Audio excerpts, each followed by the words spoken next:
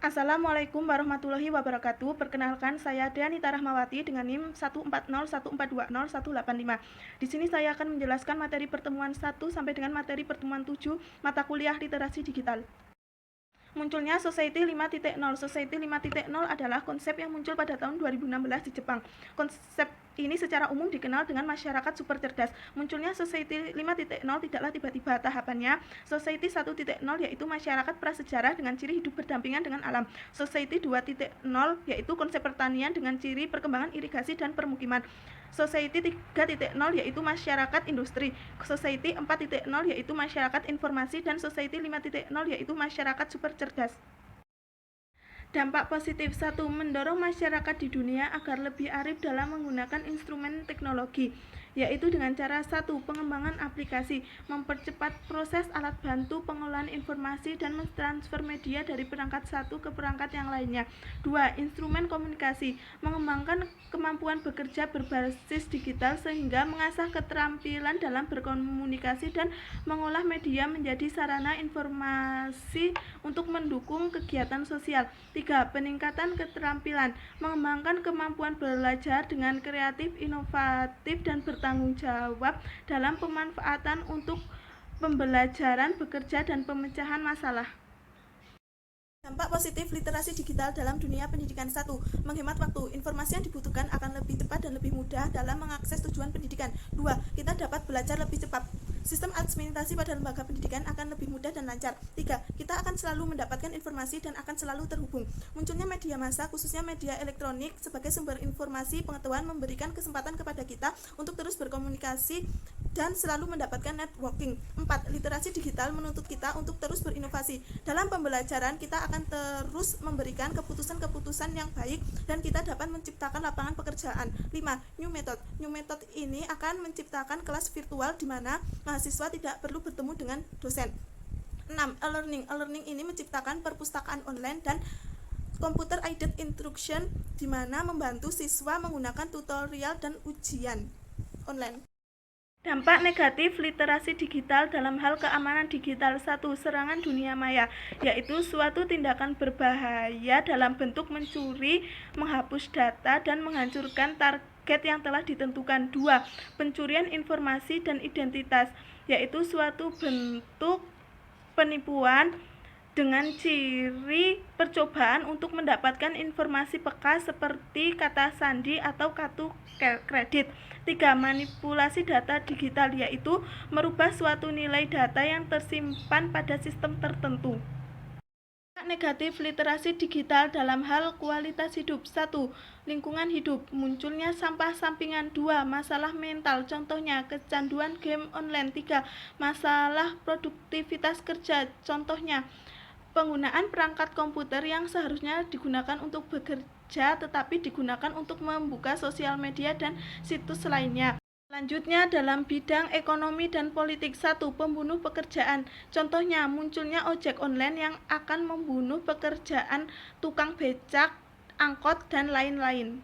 Data dan Internet of Things. Big Data adalah himpunan data yang sangat besar yang tidak mampu diolah oleh sistem komputer dan perangkat lunak konvensional dan memiliki karakteristik tertentu yaitu volume, variety, dan kecepatan. Apa saja yang menghasilkan Big Data? Banyak sekali, salah satunya adalah Internet of Things.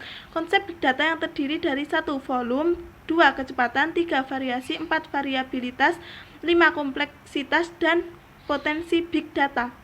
Internet of Things bisa diartikan di mana benda-benda di sekitar kita saling berkomunikasi antara satu sama lain melalui jaringan internet, misalnya handphone, televisi, dan lain-lain.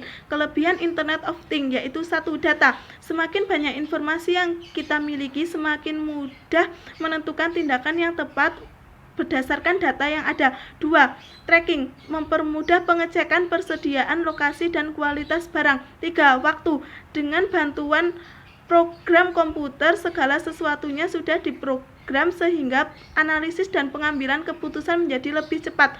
4. Biaya, biaya yang dikeluarkan untuk menggaji karyawan menjadi lebih sedikit.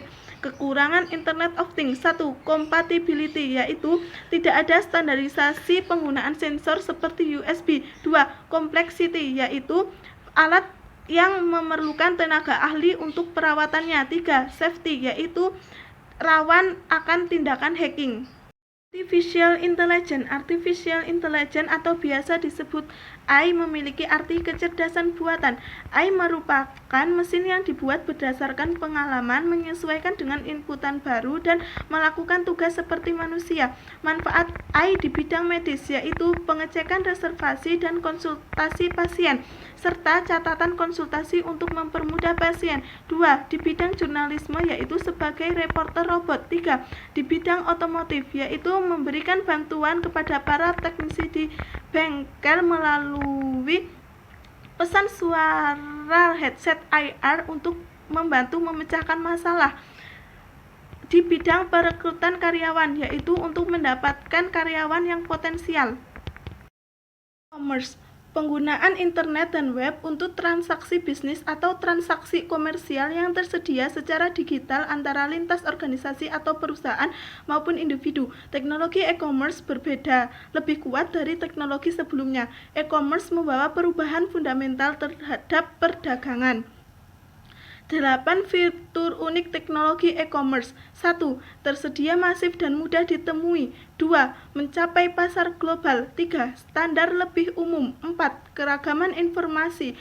5. Interaktif. 6. Kedalaman informasi. 7. Custom. 8. Teknologi sosial. Etika dunia siber. Salah satu etika dalam berinternet adalah berperilakulah dengan baik terhadap orang lain di dunia siber sebagaimana kita ingin orang lain berlaku baik terhadap kita. Hal penting dalam etika dunia siber yaitu 1. Hargai orang lain selayaknya di dunia nyata. 2. Apa yang kita posting merupakan cerminan diri. 3. Jangan melakukan plagiat. 4. Jangan mengunduh konten bajakan. 5. Hargai privasi diri sendiri dan orang lain. Hukum tentang informasi dan transaksi elektronik. Aturan yang digunakan untuk mengatur bagaimana manusia menggunakan teknologi informatika disebut dengan hukum Mayantara atau Cyber Law. Hukum Mayantara hanya berlaku bagi segala kegiatan yang berhubungan dengan internet. Dengan kata lain, hukum Mayantara tidak dapat digunakan apabila tidak berhubungan dengan internet. 5. Asas informasi dan transaksi elektronik yaitu 1. Asas kepastian hukum. 2. Asas manfaat. 3. Asas kehati-hatian. 4. Asas ikhtiar baik. Dan 5. Asas kebebasan memilih teknologi atau netral teknologi. Sekian yang dapat saya sampaikan. Apabila terdapat kesalahan kata mohon dimaafkan. Terima kasih. Wassalamualaikum warahmatullahi wabarakatuh.